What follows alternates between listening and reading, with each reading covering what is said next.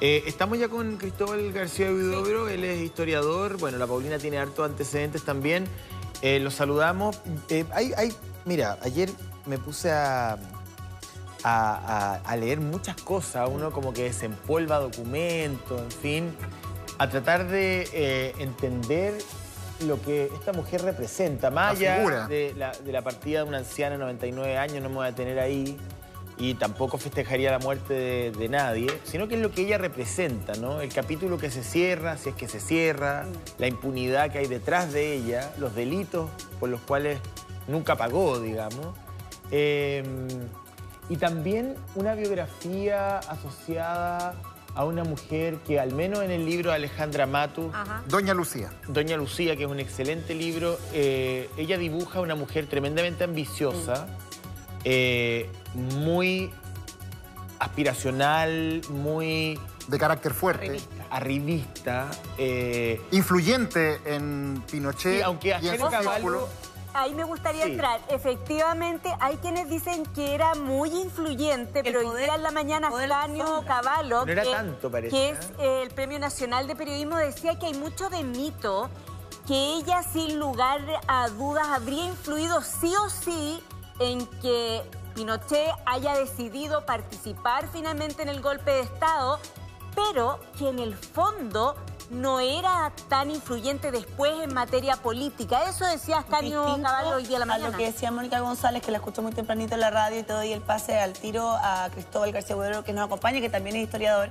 Fíjate que ella decía que tenía mucha influencia en el gobierno, que había muchos generales que le temían más a ella que a él. ¿El mamo? Que era finalmente el poder en la sombra, o desde la sombra. ¿Cuál es tu mirada, Cristóbal? Buenos días. No te escuchamos, pero recién te veíamos. A propósito... Sorry, estaba muteado. Perdón, Ahí está. No, primero que todo, que nos están escuchando atentamente, entonces no quiero interrumpir con el sonido.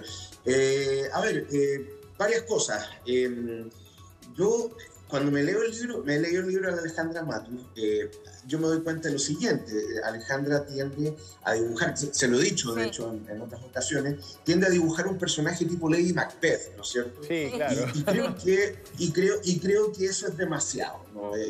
Ahí, honrando la profesión de los periodistas y que ejerce Alejandra, creo que es distinta la pluma de un periodista a la pluma de un historiador. Sí. ¿Entienden? Entonces uno tiene que trabajar con fuentes duras, y Alejandra tiene fuentes que usualmente son de oídas o apreciaciones, digámoslo, subjetivas de determinados personajes, que se puede usar, pero creo que contribuye a lo que señalaba Ascanio Cavallo, ¿no es cierto? A construir un mito en torno al personaje. Entonces, yo discrepo un poco de las conclusiones de Alejandra, y ni hablar de Mónica González, que por lo demás tampoco ha estudiado el tema, ¿no? En ese sentido. Ahora, yo concuerdo que efectivamente, como lo decía José Antonio en su momento, claro, pareciera que se cierra un capítulo. Hoy día, Guillermo Tellier, el presidente del Partido Comunista, decía que este era el último capítulo de la transición. Toma 28, diría yo, que ya... O sea, yo tengo 40 años. Cuando se restauró la democracia en Chile, yo tenía 9 años, no, 8, todavía no cumplía los 9, y vengo escuchando que la transición se acabó hace harto rato, ¿me entienden? Entonces, a ver, hasta que la generación completa que tuvo que vivir eso no desaparezca, la transición no se va. Cristóbal, y respecto de su rol, que es discutible si ella participó en los temas políticos posteriores, pero sí en el golpe, que ella habría empujado a Pinochet a participar, y que los hijos de la familia el día anterior habrían sido resguardados en un regimiento en los Andes por si el golpe no funcionaba. ¿Esa información existe desde la historia? ¿Es concreta, es real? No. Lo que pasa es que tú tienes que contrastar fuentes. Lo que tú estás diciendo, por ejemplo, Paulina, tiene que ver fundamentalmente con el relato de Alejandra Matus. Entonces, ¿qué es lo que pasa? El día en que llega Lee y compañía a ver a Pinochet a la casa del presidente Razzoli, era el cumpleaños de una de sus hijas. Así que los hijos no estaban resguardados. Ahora, si fuese así, ¿ya?, no sería raro, porque el golpe se venía alarmando desde hace ¿cuánto? 3 meses, de hecho, antes de septiembre. Eso por un lado. En segundo lugar, cuando uno ve los distintos relatos que existen sobre ese momento, en ninguna parte aparece Lucía Iriarte. ¿me entiendes? Salvo cuando habría entrado al despacho donde ellos estaban reunidos y le dice a Augusto Pinochet que se apure porque hay que volver a la fiesta, ¿me entiendes? Entonces, ese es el único episodio que uno puede contrastar en distintas formas. Uno puede entender que hay aproximaciones periodísticas y que es distinto a la histórica y que la construcción del personaje de esta mujer trepadora, obsesionada con la infidelidad de Pinochet en Ecuador, que no ayudó a su prima, de otros también. No ayudó a su prima cuando su prima le pide ayuda, porque ella venía además del mundo de la centroizquierda. Su padre entiendo que era senador radical. Era radical, efectivamente, y era antimilitar. Pero dicen, perdón, que tenía bastante distancia con el golpe militar porque como él era radical, eso le generó incluso molestia. Pero el punto es el siguiente. Lo que uno no podría atribuirle ningún sesgo, sino que son los hechos, tiene que ver con un reportaje que yo leí ayer de la Francisca Skotnik, que además se ganó el premio Lenka Franulich. Una felicitación. Donde la Paulina fue que es una investigación que hizo la Francisca en CIPER el año 2000, no me acuerdo, 18, 19, no me acuerdo, que es cómo la familia Pinochet, a partir de la muerte del dictador Pinochet, comenzó a hacer una serie de ventas y ventas y ventas para poder proteger el patrimonio que tenían. Sobre todo dos propiedades que son las más importantes. Hemos hablado tanto de Fuente Alba, de Oviedo, en fin. Bueno, hablemos también de Pinochet. Yo no tenía idea, y lo digo acá, que Los Boldos es pero un fondo gigantesco que hoy día... vale, una parcela así de agrado. Vale 13.000 millones de pesos. Eso es lo que está en el reportaje. ¿Pueden buscar, por favor, el reportaje de la Francisca? Ahí donde... Lo mandé al chat. Y ahí es donde yo entiendo que querrían quedar las cenizas, a diferencia de lo que dijo Vicente. No, porque Pinochet está ahí. Porque ella mandó a construir una capilla en Los Boldos. Una capilla. Sí. Entonces... ese es un tema, ¿no? Y que se hizo una venta de eso y la casa de Lo Barnechea, la famosa casa de Lo Barnechea, que se la venden a los nietos de Pinochet, que en ese momento eran estudiantes universitarios, en un precio que es absurdo. Ahí Cristóbal nos puede apoyar porque hablaban de estas estructuras internas de las casas con mucho boato, que hablan de la personalidad de ella, y también la casa de Lo Curro. Mucho material muy caro, mucho mármol, muy poca sencillez. Cristóbal, ¿eso sí está establecido? Ya, a ver, aquí hay varias cosas. Yo no me puedo hacer cargo de las ventas simuladas y todo lo que menciona José Antonio. Que no me preparé para esto, yo vengo con mi uniforme de historiador hoy día. Y claro, bueno, eso será otra arista que tiene que ver con la justicia. Ahora, respecto a lo que pregunta la Paulina, a ver, lo que pasa es que yo discrepo con que Lucía Iriart sea arribista, porque es difícil ser arribista cuando uno nació arriba. Sí, yo no dije arribista. No, pero no me acuerdo que alguien lo dijo, pero... El tema es que Lucía Iriart viene de una familia de medios, de una familia muy bien estructurada, que además tenía terrenos, inversión, etc. Con Osvaldo Iriart, que es padre de doña Lucía, fue senador.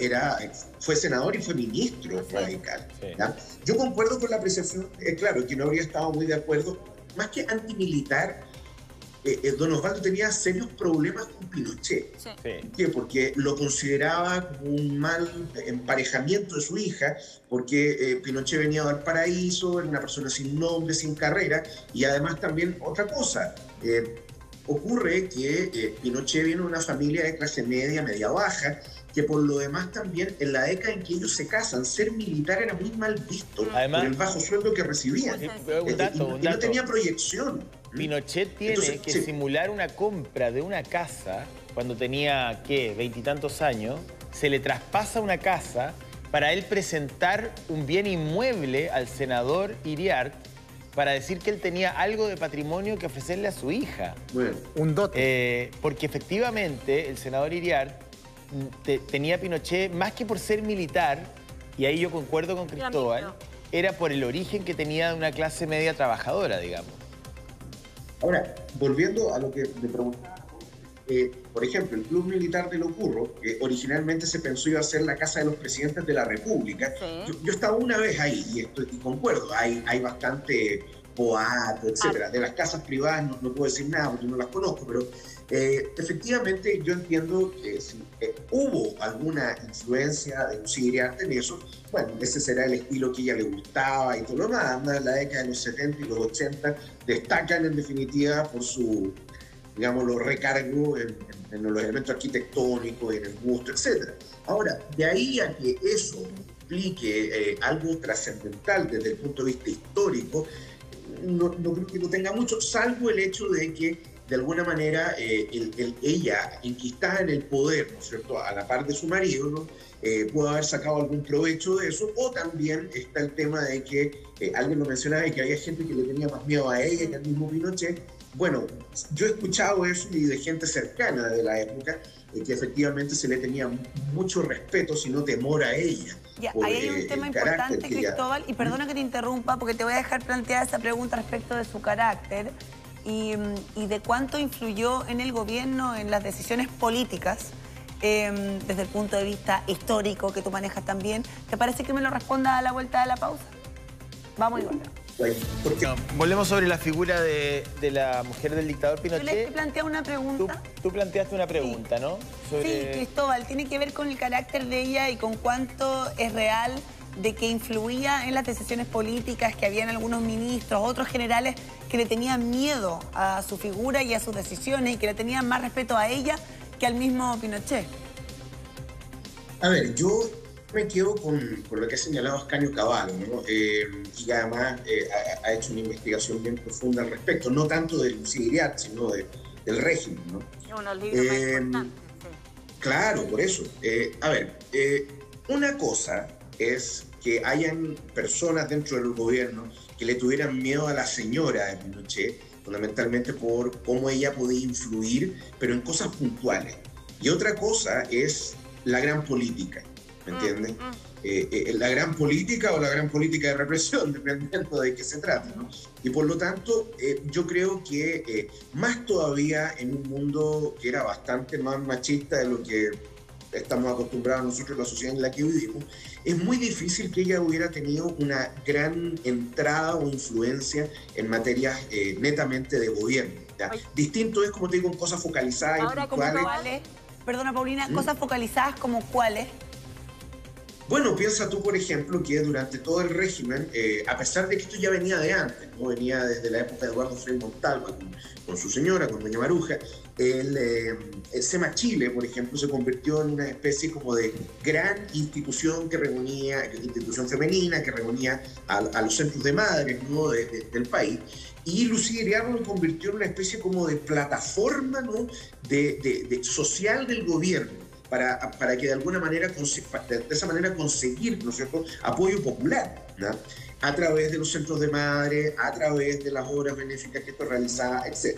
Oiga, pero no solo eso, pues, Cristóbal, porque acuérdate que históricamente SEMA Chile, que nace en la época de Carlos Ibáñez del Campo, sí, si no me equivoco, el año 50, en el fondo la señora del presidente se hacía cargo de esta institución que fue cambiando de nombre, etcétera, etcétera, que era para apoyar a las mujeres, ¿no es cierto?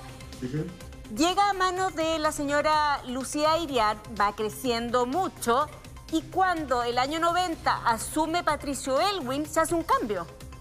Y la señora Patricio Aylwin no se pudo hacer cargo de SEMA Chile, y Lucía Iriarte quedó a cargo de SEMA Chile por más de 43 años. O sea, ella cambió la normativa, ahí sí fue influyente Diana, pero dijo, no, yo me quedo a cargo de esto. Finalmente... Y de SEMA Chile tenemos hartas historias que contar. O sea, que finalmente fue una maquinaria de apropiación de bienes públicos y que lo hemos visto, digamos, en el último tiempo, el catastro de la larga lista de propiedades que tuvo que devolver. Hay un tema con los celos ahí también, ¿eh? Sí. Que ya es un poquito más, es como retropolítica, que lidia con la farándula, pero que está en el libro tanto de Mónica González como de Alejandra Matus. Y yo las cito porque son dos periodistas que han hecho investigaciones, a lo mejor no desde la óptica puramente histórica. Periodístico, pero bueno, desde lo periodístico, Alejandra Matus relata en el libro que era una mujer obsesivamente celosa.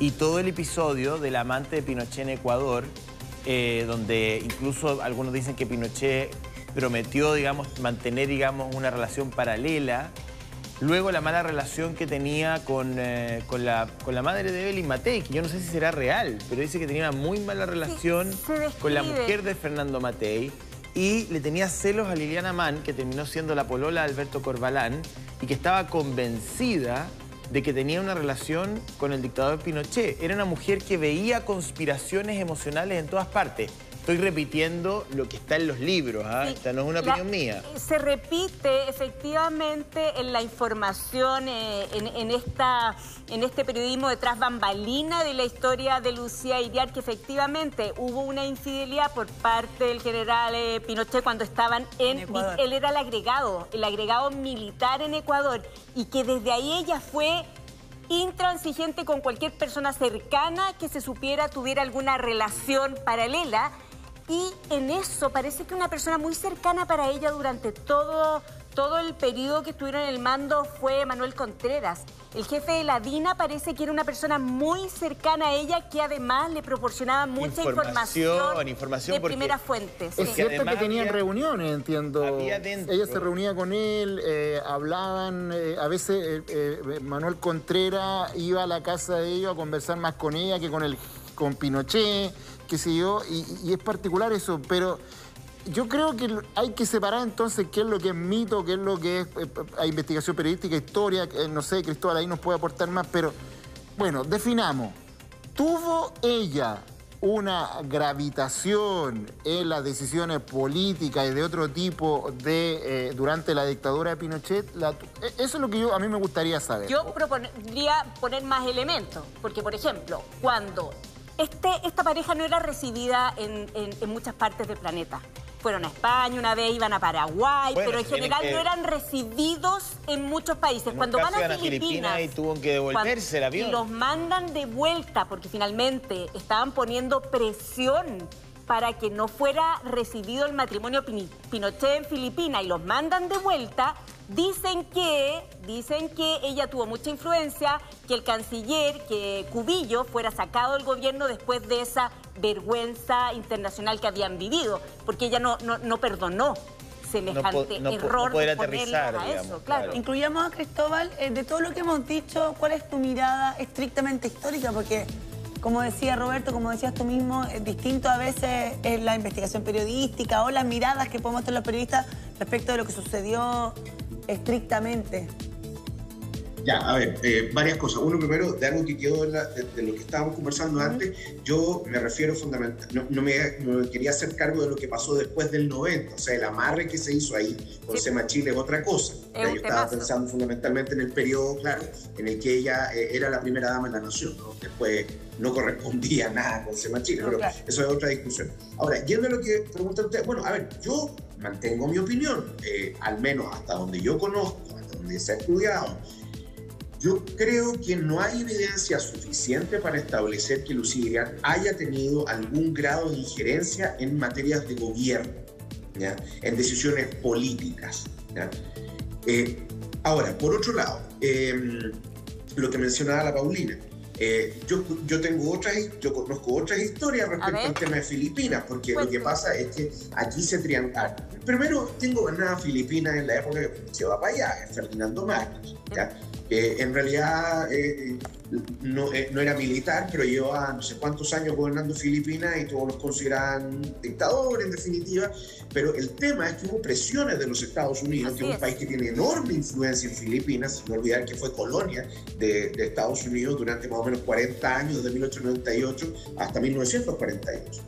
Y 50 años. Y por lo demás también Estados Unidos tenía severos resquemores con el gobierno Pinochet después de lo de Orlando Letelier, ¿no es cierto? Claro. En Washington en el 76, la enmienda Kennedy, etc. Y bueno, las violaciones de los derechos humanos que son más que conocidas, están documentadas. Entonces, en el fondo, claro, se hizo esta ¿cómo se llama? Esta gira, pero eventualmente no lo reciben en Filipinas. Bueno, y algún fusible tenía que saltar. Y evidentemente que tiene que ser la cabeza del sistema diplomático chileno, el ministro de Relaciones Exteriores.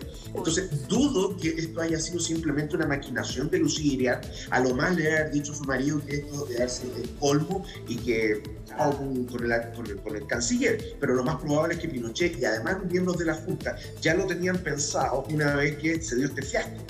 Yo no sé si en realidad uno puede efectivamente, como dice Cristóbal, señalar a Lucía Iriart como una pieza fundamental del gobierno y que todas las decisiones pasaran por ella, pero sí había capítulos, cuando uno lee los libros, ¿no?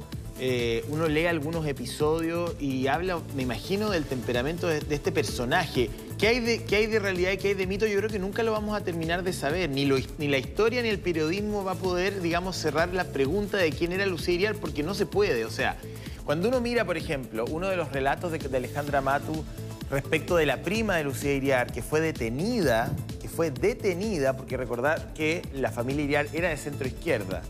Ella es detenida y el tío de Lucía Iriart le va a pedir ayuda a ella, y lo que relata el libro de Alejandra Mattu es que Lucía Iriart le contesta a su tío: bueno, está bien detenida por la educación que ustedes le dieron. Y luego el padre de Lucía Iriart tiene que intervenir con el general Pinochet, según relata la investigación de Mattu, para que la dejaran salir de la detención y la mandaran al exilio. Pero según lo que cuenta Alejandra Mattu en el libro, si hubiese pasado por una decisión de Lucía Iriart, a su propia prima no la deja salir. Entonces, claro, uno dice, ¿qué hay de verdad? ¿Qué hay de mentira? Fue una mujer que efectivamente habló e hizo suya la frase que está en el libro, doña Lucía, sin contemplaciones, que le decía, todo tiene que ser sin contemplaciones o es una compañera de un soldado, digamos. Ahí, nos va a quedar siempre la duda. Pero yo creo que ahí, Cristóbal, históricamente se puede dar fe que Lucía Iriart, por lo menos públicamente y con fuerza, con la fuerza que ella tenía, jamás pidió perdón por las violaciones de derechos humanos, y eso es un hecho histórico. Cristóbal. Indudablemente, no, eso no es cuestionable, no. Y lo más probable es que ella debe haber considerado, como lo menciona José Antonio, ¿no es cierto? Ha considerado que era necesario, era un mal necesario. A ver, eso habla también de cierto carácter despiadado, ¿no? Bueno, lamentablemente en el ejercicio del poder hay que tener algo de esa falta de misericordia. El problema es que llevado a las circunstancias que nosotros hemos comentado, ¿no? De lo que fueron las atrocidades que se cometieron en los años 70 y 80, esto no resiste análisis, ¿me entienden? Ahora, ni Pinochet ni Lucía Iriart jamás pidieron perdón.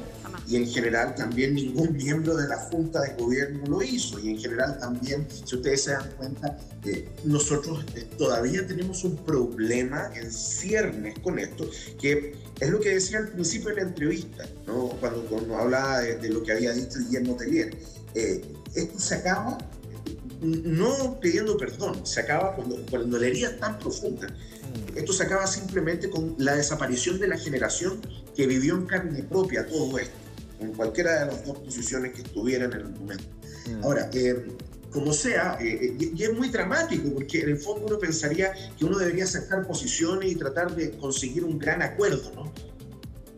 Pero eso no va a lograrse. José Antonio decía, José Antonio decía, nunca vamos a saber, en definitiva, qué fue lo que pasó realmente, cómo ocurrieron las cosas. Bueno, ese es el drama de la historia, en todo caso, José Antonio, nosotros nunca sabemos cómo ocurrieron las cosas realmente, pero tratamos de intuirlo y tratamos de pero lo que sí es cierto es que Lucía Iriart dejó este planeta, digamos, con un prontuario no menor. Y esos son hechos. O sea, todo el caso SEMA, que lo podríamos detallar, efectivamente todas las resoluciones en torno al caso Riggs venían muchos años después de desatado el escándalo, y es por eso que la familia Pinochet comienza a tratar de proteger el patrimonio que les quedaba, concentrándose específicamente en los dos bienes de mayor valor, que eran los boldos y que era la casa de Lo Barnechea, y empiezan esta suerte como de venta al interior de la familia para poder proteger, digamos, de cualquier decisión judicial que se tomara eso. Pero aquí estamos hablando de mucha plata. Cristóbal estaba diciendo que no se quería, que hasta aquí no se había referido al tema de los años 90 para adelante, que fue de alguna manera, y Cristóbal lo dijo, el amarre de Semachile. Yo creo que vamos a entrar en breves segundos eso, pero Cristóbal, algo que quieras agregar con respecto a el que la decisión de no pedir perdón, de alguna manera hay cierta complicidad por parte, la figura del cómplice, por parte de la pareja del general Pinochet? No, hay convicción, que es peor. ¿Por qué? Porque tú estás de acuerdo con eso. El cómplice algunas veces puede ser arrastrado a, pero cuando tú tienes la convicción de que lo que hiciste está correcto, ¿ya?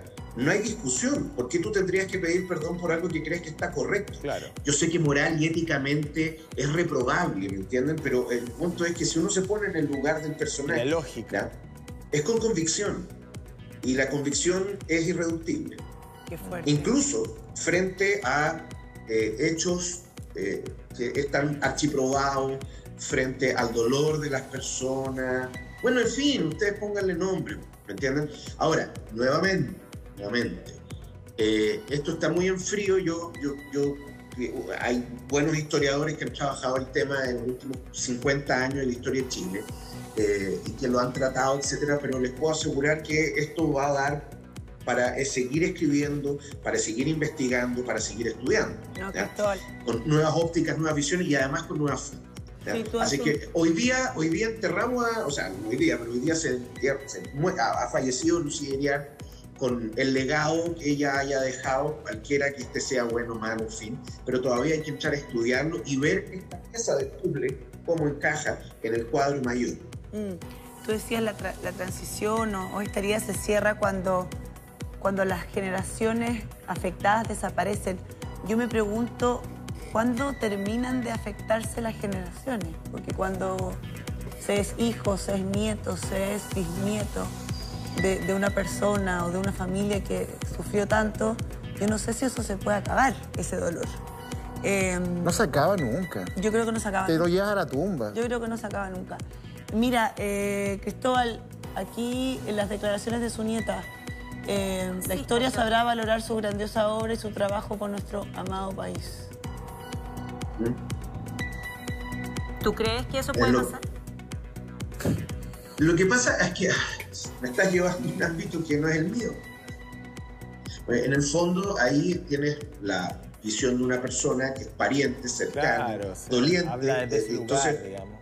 Claro, habla de su subjetividad. Y bueno, sí, la historia es subjetiva también, pero yo no puedo entrar a juzgar, ¿no es cierto?, lo que ella dice, porque ella lo habla desde los sentimientos. Ahora, distinto es que nos pongamos a desmenuzar en teoría qué fue lo que hizo, lo que no hizo durante su gobierno, pero chicos, ese es un trabajo enorme, porque eso implica entrar a desentrañar todo documento, todo vestigio que ella haya dejado a lo largo de su vida, y eso no lo ha hecho nadie hasta el día de hoy, ¿ya? Porque ese es el trabajo histórico. Mira, es distinto hacer un trabajo a punta de entrevista, que usualmente esa es la investigación periodística, valiosísima por lo demás, ¿ya? Porque te la da ahí en caliente, te dice lo que la gente sentía o sintió respecto a esta persona. Pero después viene la parte más farragosa, ¿no? Cuando tú tienes que entrar o al minero a picar la roca madre, ¿no es cierto?, de lo que son los archivos, los documentos, y ahí uno se puede encontrar con grandes sorpresas, ¿me entiendes?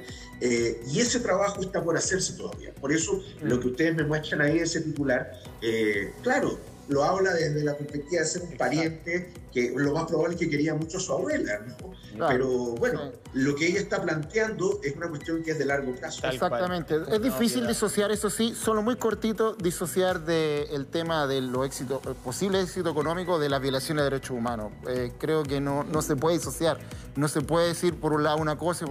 Es tan grave el tema de la violación de derechos humanos que es muy complejo eso.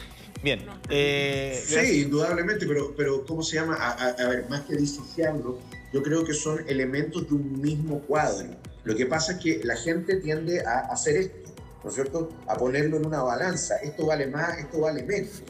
Y el problema es que no pueden servir como argumentos contrarios. Es decir, oiga, mire, yo le entregué un país fantástico, pero hice desaparecer a 3.000 y tantas personas y no sé cuántos miles de torturados. Claro, pero tampoco uno puede entrar a hacer esas comparaciones porque bien, necesitamos hacer un corte. Cristóbal, muchísimas gracias por tu tiempo y tu disposición. Gracias, Cristóbal.